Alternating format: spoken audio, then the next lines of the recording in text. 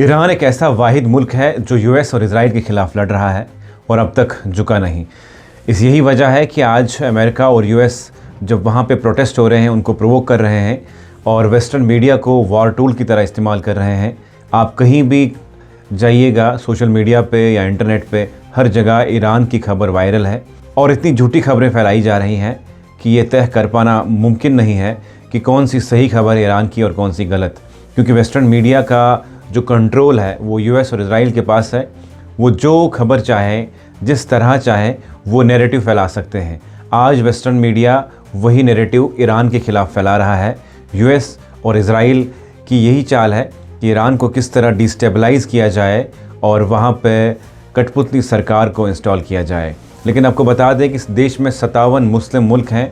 जब फ़लस्तीन पे इजराइल ने जुल्म किया, वहाँ के लोगों को मारा, बच्चे भूख से मर रहे थे, तब वाहिद ईरान ऐसा मुल्क था जिसने स्टैंड लिया और इजराइल पे हमला बोला।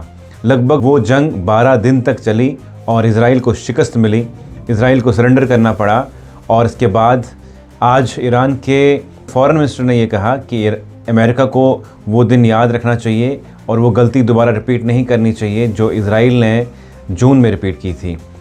इसी वजह से ईरान को सिस्टमेटिकली आइसोलेट और कमज़ोर किया जा रहा है, sanctions, cyber attacks, proxy wars और डिप्लोमेटिक प्रेशर के ज़रिए। ट्रंप ने ये तक बोला कि जो भी मुल्क ईरान के साथ ट्रेड करेगा उनको 25% का टैरिफ लगाया जाएगा। लेकिन ईरान के supreme leader Ayatollah Ali Khamenei ने ये कहा कि ट्रंप को नमरूद और फ़िरौन का वो अंजाम याद रखना चाहिए कि जब वो घमंड में थे उनका क्या हश्र हुआ, और वही हश्र ट्रंप का भी होगा। आपको बता दें कि एक तरफ ट्रंप ये दावे कर रहा है कि वो ईरान के लोगों के साथ है और वहीं दूसरी तरफ ईरान पे सैंक्शंस लगाकर उनकी इकॉनमी को ख़त्म कर रहा है और उनके लोगों को मजबूर कर रहा है सड़कों पे आने के लिए। लेकिन ईरान में जो प्रोटेस्ट हो रहे हैं वो नॉर्मल प्रोटेस्ट नहीं है, बल्कि यूएस और इजराइल की एक घटिया चाल चल रही है।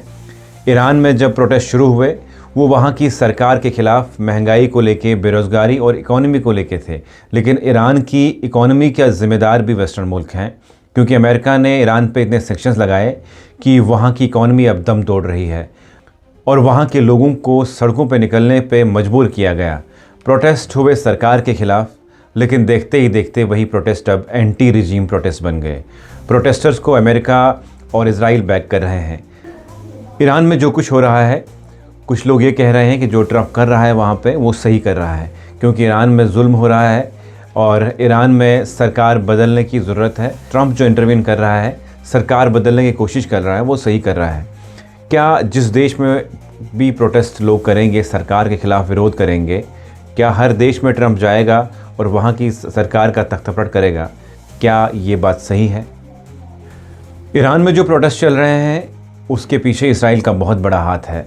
इसराइल के कई लीडर्स ने नए साल पे एक ट्वीट किया और कहा कि हम तमाम ईरानी प्रोटेस्टर्स जो प्रोटेस्ट कर रहे हैं उनको मुबारकबाद देते हैं और उनके साथ साथ घूमने वाले मोसाद एजेंट्स को भी हम मुबारकबाद देते हैं।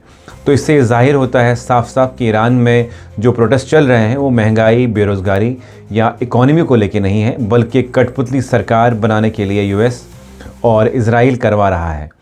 ईरान में प्रोटेस्टर्स ने कई मस्जिदें, इमाम बारगाहें और ओपनली एंटी इस्लामिक स्लोगन्स दे रहे हैं और ओपनली इस्लाम की तौहीन कर रहे हैं, जो कि एक असली ईरानी की पहचान नहीं है। प्रोटेस्ट करने वाले लोग यूएस और मोसाद के एजेंट्स हैं जो ईरान को डिस्टेबलाइज़ करना चाहते हैं और वहाँ पे अपनी कठपुतली सरकार बनाना चाहते हैं। रिपोर्ट्स के मुताबिक, जो न्यूयॉर्क टाइम्स ने रिपोर्ट शाया की है उसके मुताबिक अभी तक 3400 लोग ईरान में मारे गए हैं, जिसमें 100 सिक्योरिटी पर्सन्स और लगभग 130 के आसपास बच्चों को मारा गया है।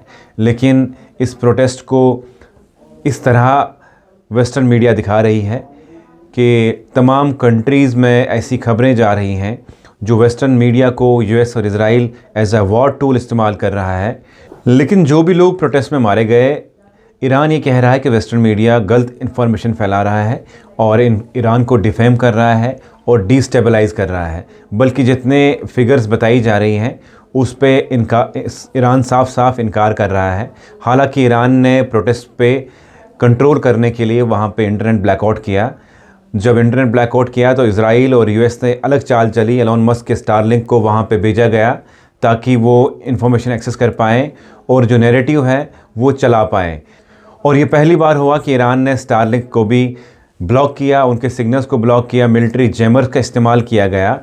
और ये पाया गया कि ईरान में कई ऐसे लोग थे जो डिवाइस इस्तेमाल कर रहे थे जिनकी मदद से लोग स्टारलिंक को एक्सेस कर रहे थे। और जब उन लोगों को पकड़ा गया, वो अमेरिका और यूएस के बताए जा रहे हैं कि उनके साथ उनके लिंक निकले, कई लोगों को अरेस्ट किया गया। लेकिन ईरान में ऐसी हालात बनी हुई हैं जिस हालात को तमाम मुल्कों को देखने की ज़रूरत है।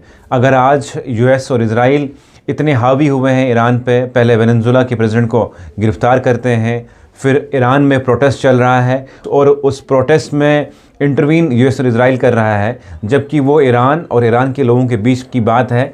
अगर वो अपनी सरकार के ख़िलाफ़ प्रोटेस्ट कर रहे थे, वो उनका जमहूरी हक था। लेकिन यूएस और इजराइल इस तरह से तानाशाही दिखा रहे हैं, मिडल ईस्ट में अपना दबाव बना रहे हैं। अगर आज ईरान है, कल कोई और कंट्री पे वो दावा बोल सकते हैं, कल किसी और कंट्री का प्राइम मिनिस्टर, कल किसी और कंट्री का प्रेसिडेंट को वो किडनैप करके यूएस पहुंचा सकते हैं और इस तरह वो सभी मुल्कों पे हावी हो सकते हैं। आज के टाइम पे ये ईरान की बात नहीं है, तमाम मुल्कों को सोचना चाहिए कि जिस तरह इजराइल और यूएस अपने पावर का गलत इस्तेमाल कर रहा है और इंटरनेशनल लॉज को वायलेट कर रहा है, जो ये दावे कर रहा था यूएस कि मैं पूरे मुल्क में अमन अमान चाहता हूँ, वही यूएस अब पहले वेनेजुएला पे अटैक, उसके बाद अब ईरान पे अटैक, और उसके बाद तमाम देशों को ये धमकी दे रहा है कि जो भी ईरान के साथ बातचीत करेगा, ट्रेड करेगा, उस पर 25% का टैरिफ लगाया जाएगा। ये इनडायरेक्टली सभी देशों के लिए धमकी है और यही यूएस की मोडस ऑपरेंडी है। जिस देश पे वो कब्ज़ा करना चाहता है, पहले उस पर सैंक्शंस लगाता है, उसके बाद बाकी मुल्कों को कहता है कि अगर जो भी इसके साथ ट्रेड करेगा उस पर टैरिफ लगाया जाएगा, और वैसे ही उस मुल्क की इकॉनमी को वो ख़त्म कर देता है, फिर आहिस्ता आहिस्ता उस देश पे कब्ज़ा कर देता है। तमाम मुल्क जितने भी आज बाकी मुल्क हैं, उनको सोचने की ज़रूरत है और बोलने की ज़रूरत है कि जो ईरान में हो रहा है वो ईरान का अपना इंटरनल मसला है।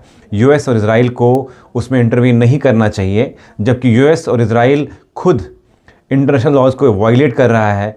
इजराइल ने फ़लस्तीन पे अटैक करके इंटरनेशनल लॉज को वायलेट किया, और यूएस जो कहता है कि मैं अमन व अमान चाहता हूँ, उसने वेनेजुएला पे अटैक करके उनके लोगों पे तशद्दुद किया।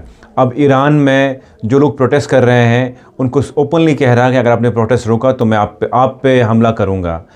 ये तमाम देशों को देखने वाली बात है और सोचने वाली बात है। अगर यूएस और इजराइल को ऐसे ही करने दिया तो आगे हर मुल्क के लिए ये ख़तरा बन सकता है।